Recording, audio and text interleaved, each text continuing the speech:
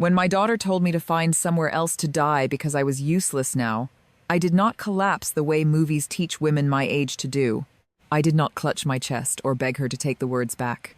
I simply stood in the kitchen, listening to the refrigerator hum, watching the sunlight hit the counter I had wiped clean every morning for decades, and nodded. That single nod was the sound of 44 years of obedience clicking into place. 3 days later, I was sitting in a law office on Grant Avenue, staring at a stack of documents that proved my late husband had been playing the longest and quietest game of chess imaginable. And I was never meant to lose. If you are listening to this, stay with me. Because I went from a homeless widow with nowhere to sleep to the woman holding every card on the table, and the people who thought I was disposable learned just how expensive that mistake could be. My name is Julia. I am 68 years old. I was married for 44 years, and I raised one daughter. For most of my life, I believed that love meant endurance, that loyalty meant silence, and that being a good wife and mother meant putting myself last without complaint. I was very good at disappearing inside other people's needs. I did not realize that disappearing was training the people closest to me to believe I had no value of my own. 2 months ago, I was still living in the house my husband and I bought when our daughter was 8 years old. When Thomas Bennett died suddenly of a heart attack at 72, my world did not shatter in a dramatic way. It went quiet. Too quiet. I moved through the days on autopilot, answering condolences, signing papers I barely read, and sleeping in the guest room because I could not bring myself to pack up the life we had shared.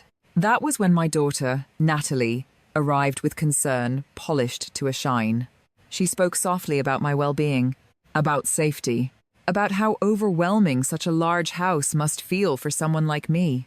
She said the stairs were dangerous, the memories unhealthy. I believed her, because mothers are conditioned to trust their children even when something deep inside whispers that something is wrong. Natalie had always been her father's pride. When she married Brian Collins, a corporate finance executive, and gave him grandchildren, Thomas could not stop talking about them. I faded quietly into the background, becoming the woman who cooked, cleaned, organized, hosted, and made sure everything functioned without ever needing recognition. After the funeral, concern turned into pressure. Brochures appeared on the dining table. Assisted living communities. Downsizing plans. Natalie and Brian spoke to me slowly, carefully, like I might break if given too much information. The final conversation happened on a Thursday afternoon. Natalie arrived unannounced with Brian and 2 large suitcases. She told me they had made a decision. They were moving in immediately. The house was perfect for their new life. When I said this was still my home, Natalie smiled and told me that, according to her father's will, she owned everything now. Then she said it. Find somewhere else to die. You are useless now. I packed my life the way I had packed everything else for 44 years, carefully and without complaint. 2 suitcases. 1 small cardboard box of photographs. That was all I was allowed to take from a marriage that had lasted longer than most people's careers. Natalie stood in the bedroom doorway while I folded sweaters she had borrowed over the years and never returned. She checked her phone, sighed softly, and reminded me that Brian had a meeting to get to. I moved faster, not because she asked, but because I had been trained to anticipate inconvenience and erase it before it became a problem. When I carried my suitcases down the stairs for the last time, Natalie gestured toward the front door like a hotel clerk signaling checkout. She suggested a senior apartment complex on Willow Avenue, her voice bright, almost cheerful. Affordable, she said. Brian placed $200 in my hand with a tight smile, as if he were being generous. My daughter was inheriting more than $30 million, and she was worried about affordability. Kevin loaded my bags into their car without making eye contact. As we drove away, I watched the house disappear in the side mirror, and for the first time in my life, I understood what it meant to be erased. The motel sat between a shuttered diner and a tire shop. The sign flickered. The room smelled like disinfectant and old fabric. I sat on the edge of the bed and stared at the patterned carpet, trying to understand how a woman could raise a child, share a life, and still end up discarded like expired medication. That night, I did not sleep. I replayed Natalie's words again and again, each repetition stripping away another layer of denial. Somewhere between midnight and dawn, a thought I did not want took shape. Thomas had been many things, but he was not careless. He was meticulous to the point of obsession. Every document had a folder. Every folder had a label. He had shown me his will years ago, explaining it slowly, making sure I understood what he wanted and why. What Natalie described did not match the man I knew.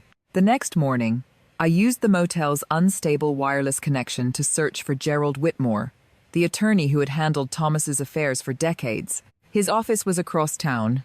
The bus fare felt extravagant, but something told me this was not optional. When I arrived, his receptionist looked startled when I gave my name.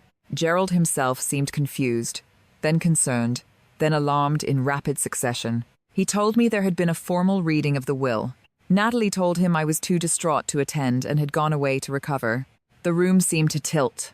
When Gerald opened the file and began reading, my hands shook so badly I had to grip the chair. Thomas left me the house. He left me 70% of his assets, totaling approximately $22 million. Natalie was left $10 million in trust, with distributions contingent on one condition: her treatment of me after his death. Thomas had known. By throwing me out, by lying, by forging documents, Natalie had violated the trust. Gerald explained it plainly. Her inheritance reverted to me. All of it. I was not inheriting $22 million. I was inheriting $32 million and my home. Gerald used words I had never imagined applying to my child. Elder abuse. Fraud. Felony.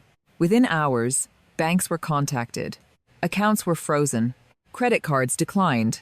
Utilities suspended. Natalie called me screaming, accusing me of betrayal, confusion, ingratitude. I told her where I was. I told her the truth. She laughed, then went silent. That evening, Brian called to suggest a private resolution. I asked him directly if he had helped forge documents. He tried to justify it as protection. I told him the police would handle it. Natalie was arrested that night at a downtown restaurant while celebrating what she believed was her victory. Brian was arrested the next morning at his firm. I returned to my house alone. Natalie had already claimed the master bedroom, replacing Thomas's careful order with her chaos. I packed her belongings into garbage bags and left them on the porch. That night, I slept in my own bed for the first time in weeks. But peace did not come, because I was about to learn that betrayal was only the first layer of the truth. 3 days after Natalie's arrest, I heard the doorbell ring at precisely 9 in the morning. I did not need to look through the window to know who it was. Entitled people always arrive early, convinced that their time matters more than yours. When I opened the door, Brian's mother stood on my porch like she owned it. Eleanor Collins was impeccably dressed, her hair sculpted, her jewelry subtle but expensive. She looked at me the way people look at hired help who has stepped out of line. "Julia," she said, stepping inside without waiting for an invitation, "we need to discuss this situation rationally." She sat in my living room, crossing her legs, scanning the space as if assessing damages. She told me that Natalie had made mistakes, poor decisions under emotional stress. She told me Brian had simply followed his wife's lead. Then she offered money, $2 million in exchange for dropping charges. When I said no, she raised it to 5. She spoke calmly, as if we were negotiating the price of a used car, not the aftermath of multiple felonies. When I still refused, her tone shifted. She warned me that Thomas's business practices might not survive public scrutiny. The threat was polished, but unmistakable. After she left, I stood alone in my living room and realized something fundamental had changed. For the first time in my life, I was no longer afraid of disappointing anyone. That night, I went into Thomas's study. For decades, I had treated that room like sacred ground. His desk, his files, his order. I had respected his privacy because that was what supportive wives did. Now, privacy felt like another word for blindness. I opened drawers I had never opened before. I found folders labeled with names I did not recognize. Shell companies, consulting agreements, payments that did not align with any work I understood. By midnight, my hands were trembling.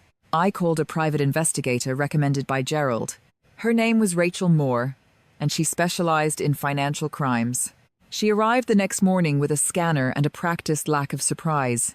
She worked for hours, photographing documents, mapping transactions, tracing money flows. By the time she sat down across from me, her expression was grave. "Julia, your husband was running money through his consulting firm. This was not an accident or a bookkeeping error. This was a long-term laundering operation." The words felt unreal. Thomas had been stubborn, traditional, sometimes patronizing about money, but criminal never entered my imagination. Rachel showed me the patterns. The shell companies, The excessive fees, the timing that matched known criminal activity. Then she delivered the blow that made my vision blur. The $10 million Thomas left Natalie came from tainted funds. If federal authorities seized those assets, everything connected to them could be taken, including the house. That afternoon, Natalie called me from jail, her voice sharp with urgency. She told me Brian's attorneys had contacted federal investigators. They were offering cooperation, immunity for them, a deal for me, $5 million and the house. The rest surrendered to the government. She framed it as mercy, as protection. I recognized it for what it was. Blackmail. That evening, I sat alone in Thomas's study, surrounded by evidence of a man I had never fully known. 44 years of marriage collapsed into spreadsheets and wire transfers. I thought about Eleanor's confidence, about Natalie's entitlement. They had known or suspected something. They believed fear would force my compliance. Instead, I called the authorities myself. Agent Melissa Grant met me at Gerald's office the next morning. She listened without interrupting as I laid out everything. The fraud, the forgeries, the attempted extortion. When I finished, she asked one question. Would you be willing to wear a recording device? I agreed. That night, Natalie and Brian arrived at my house believing I was surrendering. Natalie hugged me too tightly. Brian carried a briefcase. They spoke openly, confident, relieved. They admitted to forging documents. They discussed immunity. They explained how they planned to walk away clean. Then federal agents entered my living room. Natalie screamed. Brian went pale. The briefcase was seized. Phones confiscated. As they were handcuffed, Brian warned me about dangerous people connected to Thomas's work. Agent Grant paused, looked at him, and added witness intimidation to his charges. After they were gone, she sat across from me and told me the truth. Thomas had been an informant. For 12 years, he worked with federal authorities to dismantle organized crime networks. The money was legitimate compensation.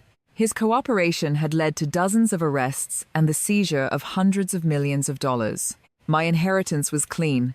Natalie and Brian had tried to blackmail me with information that actually proved Thomas's innocence. I sat there in silence, absorbing the final irony. My daughter believed she was smarter than me. She was wrong. And the consequences were just beginning. The morning after Natalie and Brian were taken away in handcuffs, my house felt unnaturally quiet. Not peaceful, not calm, just hollow.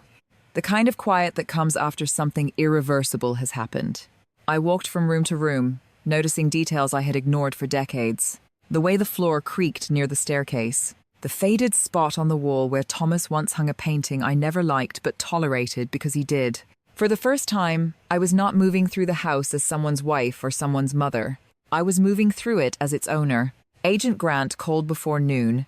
Natalie and Brian had been formally charged with conspiracy to commit wire fraud, elder abuse, and attempted extortion of a federal witness. Bail had been set high. Their accounts were frozen. Their professional reputations were already unraveling. Brian's firm had placed him on immediate suspension pending investigation. Natalie's carefully curated social circle was beginning to evaporate. That afternoon, reporters started calling. A story like this does not stay quiet for long. An elderly woman defrauded by her own child. Forged documents. Federal arrests. I ignored the calls at first. I had spent my life being spoken over. I was not ready to speak yet. 2 days later, Natalie's attorney contacted Gerald to request a meeting. He framed it as concern for family healing. I recognized the tactic immediately. Damage control. Gerald asked if I wanted to attend. I said no. I was done negotiating with people who only understood boundaries when enforced by law. Natalie wrote me a letter from jail. The handwriting was shaky, unfamiliar. She apologized without taking responsibility. She blamed stress, fear, pressure. She told me she still loved me. I read it once and placed it back in the envelope. Love that destroys is not love. It is entitlement. A week later, Eleanor Collins returned. This time, she did not sit uninvited. She waited on the porch. The confidence was gone, replaced by calculation sharpened by desperation. She offered another deal, higher numbers, better terms. She warned me again about exposure, about people Thomas had crossed. I listened politely, then told her the truth. Thomas had not crossed them. He had dismantled them.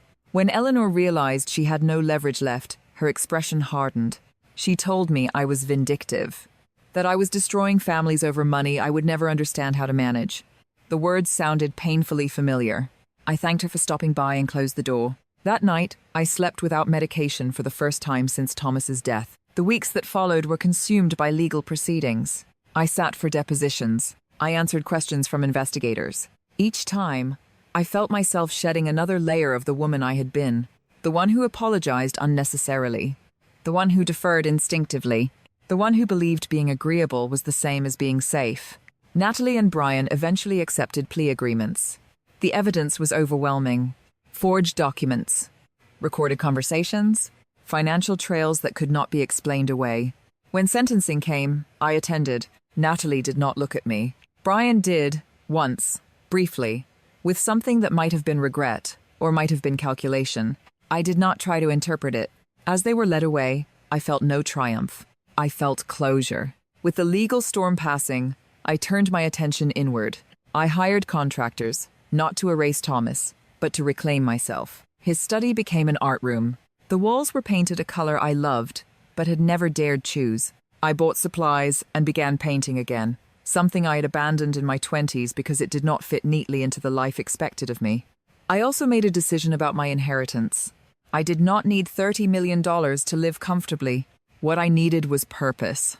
I established the Julia Bennett Foundation for Elder Justice, dedicating $15 million to legal aid, education, and advocacy for seniors facing financial abuse from family members.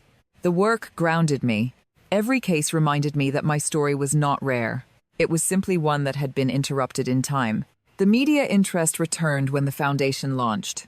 I agreed to one interview, then another. I spoke carefully, not to shame Natalie, but to expose a pattern. I watched women my age sit straighter when they heard me speak. I watched them realize they were not foolish for trusting their children. They had been conditioned to. 6 months after the day I was told to find somewhere else to die, I stood alone in my kitchen, holding a cup of coffee, watching sunlight spill across a space that finally reflected me. I was not invisible anymore. I was not obedient. I was not disposable. I was finished being underestimated. 6 months after my daughter told me to find somewhere else to die, I stood in my kitchen making coffee for myself alone.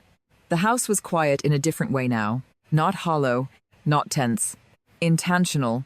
Sunlight poured through windows I had chosen, reflecting off countertops selected by my own hand. For the first time in 44 years, the space around me did not exist to support someone else's comfort. It existed to support mine. Natalie and Brian were both serving federal sentences. I did not attend every hearing. I did not read every update. I learned early on that closure does not come from watching people suffer. It comes from refusing to let their choices define your future. Natalie wrote letters from prison. 17 of them. I read the first few before I realized something important. Every apology centered on her pain, her fear, her consequences. None of them centered on what she had done to me. I stopped responding. People often ask if that makes me cold. I disagree. It makes me honest. With the legal proceedings finished, I turned my attention to building something that would outlive anger. I established the Julia Bennett Foundation for Elder Justice, committing $15 million to legal aid, education, and advocacy for seniors facing financial abuse by family members. I met women who had been tricked, threatened, manipulated, and erased by the very people who claimed to love them. When they heard my story, they did not cry. They straightened. Recognition does that. The media attention was unexpected. Interviews, panels, a documentary offer I eventually accepted on one condition. The story would not be about revenge. It would be about awareness. Silence is what allows this kind of abuse to survive. I was done being silent. Natalie's attorney requested a meeting to discuss reconciliation. I declined. Forgiveness is not a prerequisite for healing. Accountability is. Family is not defined by shared DNA. It is defined by who protects you when you are vulnerable. Natalie failed that test long before she committed fraud. She failed it when she decided my life had an expiration date. I began painting again. I had abandoned it in my 20s when practicality took priority over joy. In my new studio, I painted a woman standing in sunlight. Her face turned forward, her posture unafraid. She did not look like a victim. She looked like someone who had learned a hard truth and survived it. Sometimes, late in the evening, I think about the woman I was 6 months ago. The one who packed her life into 2 suitcases and accepted humiliation because she believed endurance was love. I wish I could tell her this. Compliance does not earn respect. Silence does not guarantee safety. And being agreeable does not make you valued. What saved me was not money. It was clarity. If someone in your life has made you feel small, disposable, or inconvenient, understand this. The most dangerous moment for people who underestimate you is the moment you stop needing their approval. I was never useless. I was simply underestimated. And that mistake cost them everything.